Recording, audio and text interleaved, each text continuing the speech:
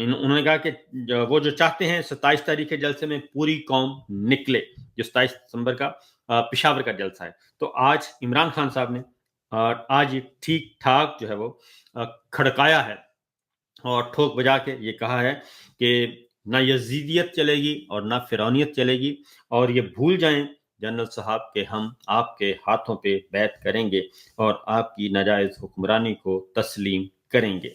तो ये तो हो गया जी एक अडयाला जेल की सूरत हाल मैंने आपको बताई, और आने वाले दिन हैं बहुत ही क्रूशल डेज हैं, तैयारी करके रखें।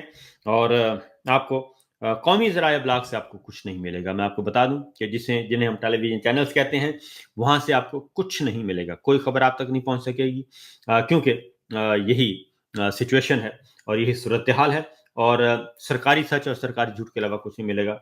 और अब तो खैर से वो मजाक उड़ाती थी मरियम साहिबा, पहले जो जिनको टीवी चैनल से हटा दिया जाता था तो वो ये आ जाते थे डिजिटल मीडिया पे, यूट्यूब पे, फेसबुक पे, इंस्टाग्राम पे, टिकटॉक पे, तो ट्विटर पे तो उनका नाम इन्होंने रख दिया यूट्यूबर्स। तो यूट्यूबर्स के बाद इन्होंने नया मजाक उड़ाया और वो इनका नाम रख दिया यूट्यूबर्स। ये मरियम साहबा की सरकार जो है, अब वो जो मजाक उड़ाते थे यूट्यूबर, अब मरियम साहबा ने अपना एक अकाउंट, अपना चैनल, यूट्यूब चैनल बना लिया है हुकूमत पंजाब की तरफ से। अब वो यूट्यूब चैनल खुद चलाएंगी। तो अब वो डिजिटल दहशतगर्दी कहाँ गई, क्योंकि जनरल साहब ने कहा था ये डिजिटल दहशतगर्दी है, वो कहाँ गई? शैतानी मीडिया कहा था, वो कहाँ गया? यूट्यूबर्स कहा था, फिर यूट्यूबर से यूट्यूबर्स कहा, वो कहाँ गया? इसका मतलब बड़ा क्लियर है। उसका मतलब ये है कि ज़माना बदल रहा है, दुनिया बदल रही है, अवाम बदल चुके हैं, अवाम की सोच बदल चुकी है, कम्युनिकेशन के टूल्स बदल चुके हैं, और इसलिए अब ये टेलीविजन चैनल्स जो टीवी मीडिया मालकन आ जाते हैं, अरबों रुपए लगाते हैं और फिर खरबों कमाते हैं, और वो ना अवाम की आवाज़ को आगे पहुंचाते हैं, तो वो मीडिया मालकान के जो है वो टेलीविजन चैनल्स का दौर खत्म हो चुका है, अखबारात का दौर टाइम खत्म हो चुका है। अब डिजिटल मीडिया का ज़माना है, जदीद ज़माना है। तो अब हर किसी के पास स्मार्टफोन है, और जिसके पास स्मार्टफोन है वो दुनिया के साथ वो जुड़ा हुआ है, और इसलिए अब उससे कोई दूरी नहीं है। वो प्रेसिडेंट ट्रंप की बात कोई जानना चाहता है तो वो स्मार्टफोन के जरिए प्रेसिडेंट ट्रंप ने क्या कहा 1 मिनट पहले वो उसको पता चल जाएगा, नरेंद्र मोदी ने क्या कहा उसको पता चल जाएगा, चाइना ने क्या किया वो पता चल जाएगा। 1 मिनट से भी कम दूरी पे है, एक क्लिक की दूरी पे सारी खबरें उसके अपने इस फोन पे होती हैं। इसलिए ये जो कुछ भी कर रहे हैं, ये रह रहे हैं 1980 और 90 की दिहाई में, और ये समझते हैं कि शायद इस तरीके से ये फिसायत मुसल्लत करके बर्पा करके सब कुछ कर लेंगे। ये इनका खाम ख्याली है। अब आगे एक आपको खबर देता हूँ। उसके बाद है जी एक सारी सूरत हाल को, इलेक्शन चोरी वगैरह को, क्योंकि ये कॉमनवेल्थ की रिपोर्ट है, ये यहाँ पे आके लटक जाएगी, गले का फंदा बनेगी। कॉमनवेल्थ इंटरनेशनल ऑब्जर्वर्स की रिपोर्ट 8 फरवरी 2024 का जो इलेक्शन चोरी किया गया, धांधली की गई, नताइज बदले गए, जाली फॉर्म 45-47 तकसीम किए गए, वो सारे का सारा उसमें आ चुका है। तो ये गले का फंदा बनेगा इंटरनेशनली, क्योंकि वो इंटरनेशनल ऑब्जर्वर्स हैं कॉमनवेल्थ कंट्रीज के। वो ये नहीं कह सकते आप कि जी तहरीक तहफ़्फ़ुज़ आईन पाकिस्तान के लोग थे, पीटीआई के लोग थे और हमारे मुखालफ मीडिया था इसलिए ये सब कुछ हुआ। नहीं, वो जो रिपोर्ट आ रही है वो रिपोर्ट बड़े क्लियर है और आपको कैफिर किरदार तक पहुंचाने के लिए काफ़ी है। उसमें 3 किरदार वाज़ेह तौर पर आपको नजर आएंगे उस पूरी रिपोर्ट में, जिन्होंने इलेक्शन चोरी किया, जिन्होंने इलेक्शन चोरी करवाया, जिन्होंने नताइज तब्दील करवाने का हुक्म दिया, और जिस तरीके से दिया वो सारे का सारा कच्चा चट्ठा जो है वो आपका सामने आ जाएगा। आगे चलते हैं जी। सारी सूरत हाल को काबू करने के लिए इन्होंने अदलिया पे कब्जा किया था, लेकिन इनके जो मेन प्लेयर थे, जो खास तौर पे इंपोर्ट किए गए थे लाहौर से, जस्टिस डोगर साहब, वो यके बाद देगरे बहुत ज़्यादा उन्होंने शाह से ज़्यादा शाह का वफादार बनने की कोशिश की, और वो आए हुए हैं, काबू में आ गए। पहले ईमान मजारी साहिबा को उन्होंने उनके साथ मिसबिहेव किया, बदतमीजी की और बेहुदा गुफ्तगू की ओपन कोर्ट में, और उसके बाद फिर तारिक महमूद जहांगीरी, जस्टिस जहांगीरी के खिलाफ फैसला दिया, और फिर एक और काम किया। कल एक और हरकत उन्होंने फरमाई, और वो भी ओपन कोर्ट में कुछ कहा और ऑर्डर कुछ जारी कर दिया. तो लिहाजा आज इस्लामाबाद में वकला की हड़ताल थी, बाइकआउट था, एहतजाज था, और वकला जो हैं वो जजेस के सामने पेश नहीं हुए, और इसमें इस्लामाबाद हाई कोर्ट भी शामिल थी, और ये आज मंजर देखा गया.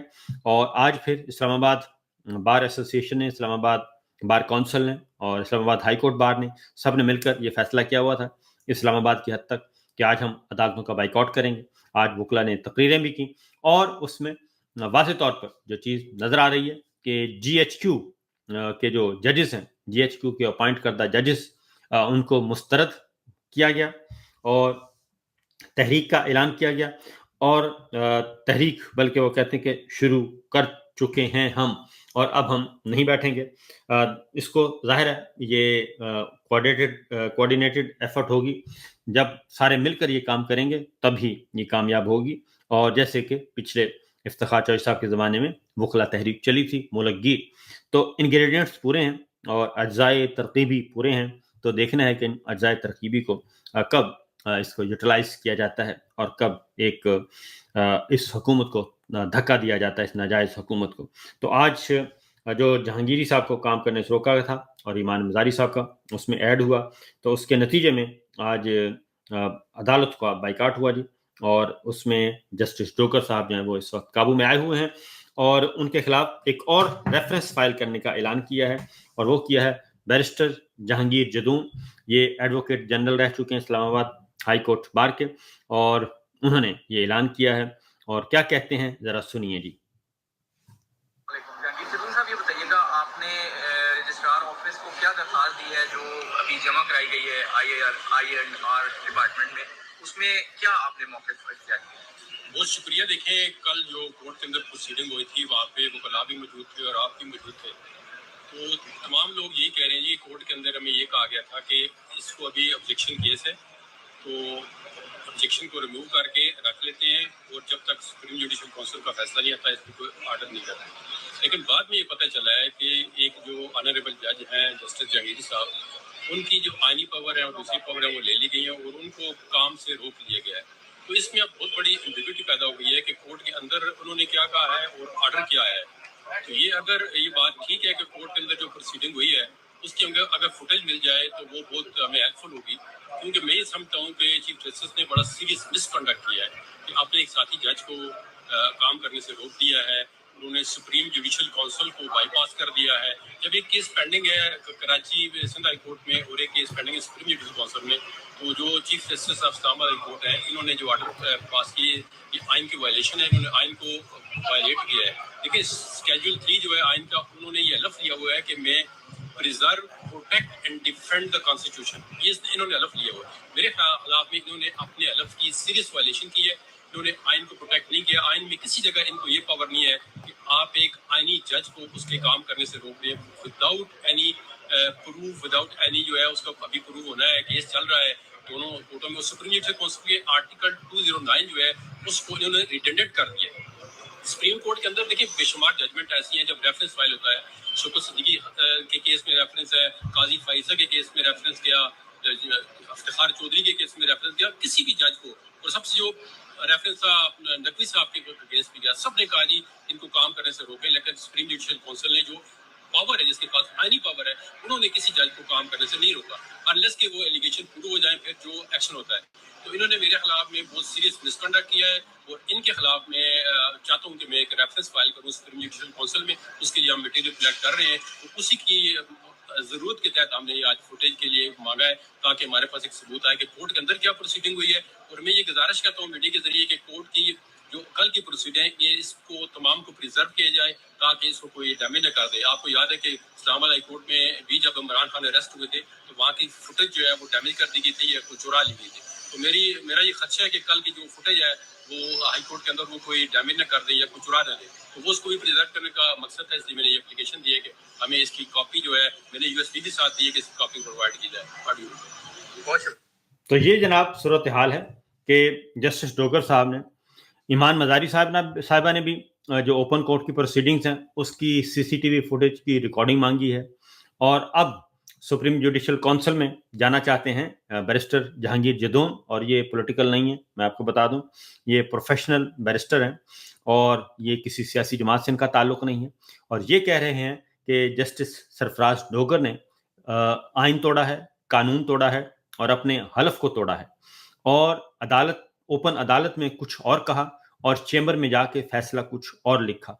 इसलिए उन्होंने कहा कि हमें सारी की सारी सीसीटीवी फुटेज प्रोड्यूस दी जाए, हमें प्रोड्यूस की जाए और इसको सेव भी किया जाए, सेफ भी कर लिया जाए। इसको ये ना हो कि कोई कल को इमरान खान की जो हमला हुआ था, इमरान खान को अगवा किया गया था इस्लामाबाद हाई कोर्ट से, उस तरह से उनकी जैसे फुटेज चोरी हो गई या चोरी करवा दी गई या कोई ले गया, इस तरीके से ये फुटेज चोरी नहीं होनी चाहिए।